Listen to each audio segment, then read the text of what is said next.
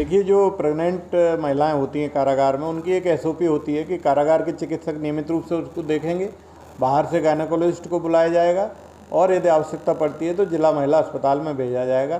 तीनों स्तर पर काम किया जा रहा है। हमारे कारागार के चिकित्सक जो है नियमित रूप से देख रहे हैं। हर 15 दिन में गायनेकोलॉजिस्ट जिला महिला अस्पताल से सीएमओ के माध्यम से आती हैं, वो देख रही हैं, तथा अल्ट्रासाउंड उन्होंने रिकमेंड किया था, अल्ट्रासाउंड हम लोगों ने कराया है, प्रेगनेंसी नॉर्मल है।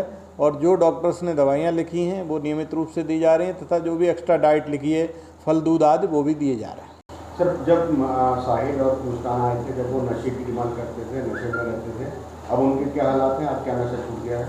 प्रारंभ में इनको नशे की बहुत बड़ी समस्या थी। दोनों तरह का सूखा और नशों वाला, इंजेक्शन वाला नशा लेते थे। इसके लिए कारागार को बड़ी मशक्क़त करनी पड़ी थी। कारागार में जो नशा मुक्ति केंद्र है उसके माध्यम से इनका इलाज चलवाया था। जो ड्रग डी एडिक्शन की दवाइयाँ होती हैं वो दी गई थी, तथा सीएमओ के माध्यम से हम लोगों ने बाहर से काउंसलर्स बुलाए थे और डॉक्टर्स बुलाए थे। उसके माध्यम से लगभग 1 महीने में इन लोगों का नशा पूर्ण रूप से छूट गया था। अब स्थिति बिल्कुल सामान्य। साहिल अपना काम बागवानी आदि का कर रहा है, क्योंकि प्रेग्नेंट महिलाओं से काम नहीं लिया जा सकता है, अतः इससे कोई काम मुस्कान से नहीं लिया जा रहा है। सर, बताया जा रहा है कि दोनों अब बेल चाहते हैं, मुस्कान भी और साहिल भी। साहिल के वकील घर वालों ने किए हैं, वो अपना केस स्वयं लड़ रहे हैं। मुस्कान के पास कोई वकील नहीं था, तो यहाँ से उन दोनों की बेल खारिज हो गई है, तथा जिला विधिक सेवा प्राधिकरण के माध्यम से यहाँ केस लड़ा गया था। अब माननीय उच्च न्यायालय में एक pro bono legal service provide कराने के लिए प्रतिमा विश्वकर्मा जी ने अप्रोच किया है और उनको सभी पेपर्स इन लोगों ने दिए हैं, तथा वो मुस्कान चाहती है कि प्रेगनेंसी के ग्राउंड पर बच्चे की देखभाल के लिए और डिलीवरी तक, और जब तक बच्चा छोटा है कम से कम तब तक उसको बेल दी जाए। इस तरह का अनुरोध वो माननीय उच्च न्यायालय से कर रही है अपनी वकील के माध्यम से। जैसे ही ये पिटीशन पड़ती है, माननीय उच्च न्यायालय जो निर्णय होगा लेगा, उसका पालन किया जाए।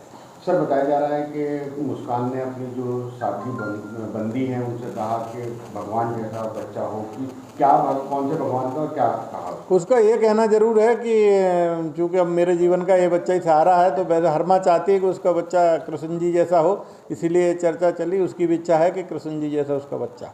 जेल में बंद होने की वजह से? जी, जेल में हर माँ चाहती, क्योंकि कृष्ण जी का जन्म जेल में ही हुआ था, तो हर माँ चाहती कृष्ण जी जैसा बच्चा। अच्छा सर, आखिरी सवाल ये कि चाइनीज महिला एलएसडी भी यहाँ बंद है, किस दिनचर्या उसकी क्या चल रही है और क्या उसकी मुस्कान से दोस्ती भी हुई है? कुछ सुनने में आया है।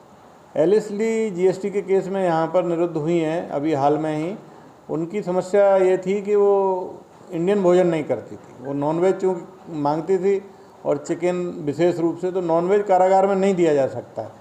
कारागार में उत्तर प्रदेश की कारागारों में वेज भोजन ही दिया जा सकता है, वो बता दिया गया। तो उनके परिजनों ने उनको फल आदि भेजे हैं, अब वो दाल और रोटी भी खाने लगी हैं।